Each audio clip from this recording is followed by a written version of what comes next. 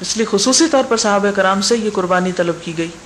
اور یہی وجہ کہ ہم دیکھتے ہیں کہ بعض اوقات انہوں نے بڑے بڑے علاقے فتح کیے, لوگوں نے آ کر اپنی خوب دنیا بنائی, لیکن وہ اپنے خیمے میں ہی رہتے رہے.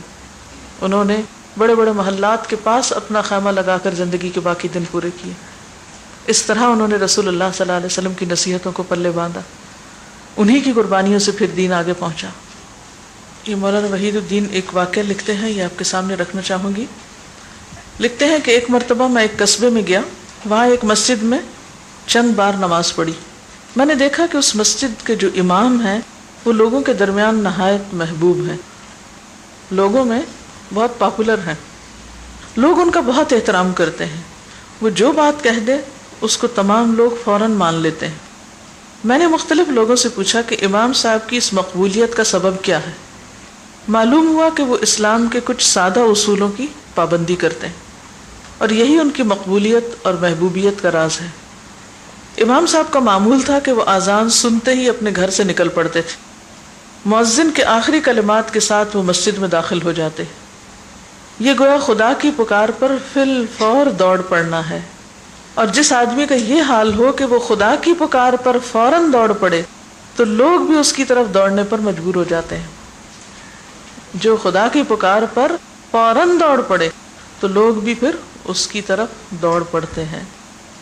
اسی طرح امام صاحب کی عادت تھی کہ وہ ہمیشہ سلام میں پہل کرتے تھے. بہت ہی کم ایسا ہوتا تھا کہ کوئی شخص سلام کرنے میں ان پہ سبقت لے جائے, ان سے آگے بڑھے. جو شخص اس طرح لوگوں کو سلام کرنے لگے وہ گویا لوگوں کے حق میں اپنے جذبہ محبت کا اظہار کرتا ہے, اور جس آدمی کے دل میں دوسروں کے لیے محبت ہو دوسرے لوگ بھی اس سے محبت کرنے پر مجبور ہو جاتے ہیں. امام صاحب کی ایک اور صفت یہ تھی کہ وہ کبھی کسی سے سوال نہیں کرتے تھے. وہ اپنی آمدنی کے بقدر نہایت سادگی اور قناعت کی زندگی گزارتے تھے. یہ طریقہ بھی اپنے اندر بے پناہ کشش رکھتا ہے.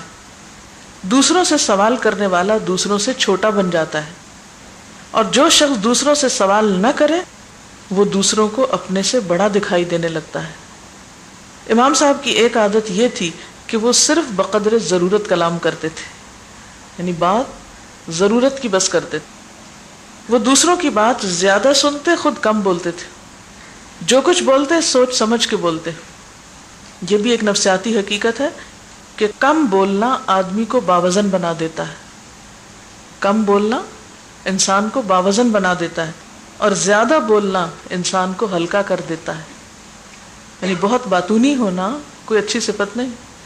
یہ اصول سب کے سب نہایت سادہ اصول ہیں, بظاہر بہت معمولی ہیں, مگر جس انسان کے اندر پیدا ہو جائیں اس کو وہ غیر معمولی انسان بنا دیتے ہیں.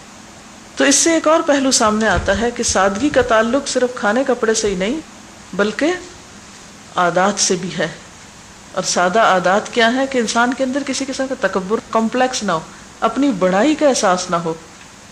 حالانکہ وہ امام تھے مسجد کے, لیکن ان کے سارے کام کیا ظاہر کرتے ہیں کہ جیسے میں تم سے بڑا نہیں ہوں. سلام کرنے میں پہل, دوسروں کو بولنے کا موقع دینا, سادہ زندگی گزارنا, رہن سہن میں بھی سادہ ہونا, اور سب سے بڑی بات یہ کہ اللہ کی پکار پر دوڑ پڑنا. اور یہ بہت بڑا راز ہے. جو خود اللہ کی پکار پہ دوڑتا نہیں ہے پھر وہ دوسروں کو کیسے کہہ سکتا کہ تم اللہ کی طرف دوڑو, اور اس کی بات میں وزن کتنا ہوگا.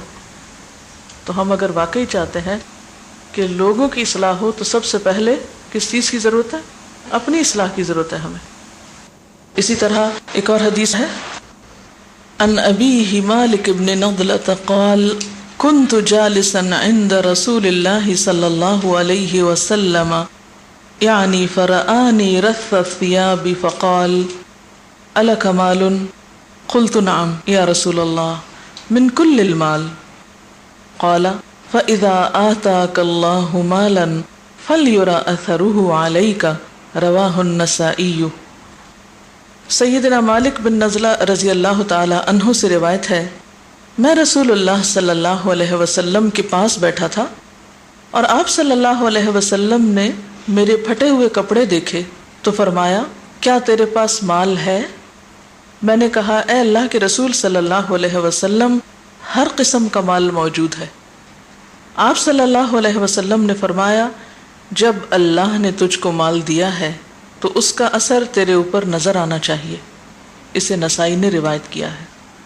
یہی حدیث مشکات کی روایت میں مزید وضاحت کے ساتھ آتی ہے. حضرت ابو الاحوص کے والد اپنا ایک واقعہ بیان کرتے ہیں. تو اس روایت میں آتا ہے کہ ایک بار میں نبی صلی اللہ علیہ وسلم کی خدمت میں حاضر ہوا. اس وقت میرے جسم پر نہایت ہی گھٹیا اور معمولی کپڑے تھے.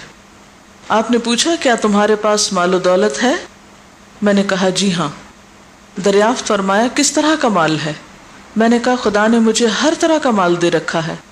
اونٹ بھی ہیں، گائیں بھی ہیں، بکریاں بھی ہیں، گھوڑے بھی ہیں، غلام بھی ہیں. آپ نے فرمایا کہ جب خدا نے تمہیں مال و دولت سے نواز رکھا ہے تو اس کے فضل اور احسان کا اثر تمہارے جسم پر ظاہر ہونا چاہیے. اثر کا لفظی معنی کیا ہوتا ہے؟ نشان، علامت. تو اس سے کیا پتہ چلتا ہے؟ جیسا کہ قرآن پاک کی ایک آیت میں بھی آتا ہے وَأَمَّا بِنِعْمَةِ رَبِّكَ فَحَدِّثْ. جہاں تک تمہارے رب کی نعمت کا تعلق ہے فحدث، تو اس کو بیان کرو. تحدیث نعمت شکر نعمت میں آتا ہے.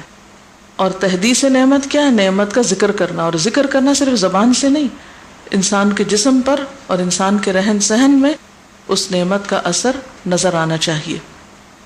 سادگی سے مراد گھٹیا لباس پہننا نہیں، میلا کچیلا پہننا نہیں، بدحالی کا ظاہر کرنا نہیں، بلکہ اس کے برعکس صاف ستھرا اور آرام دہ لباس پہننا بھی ہے.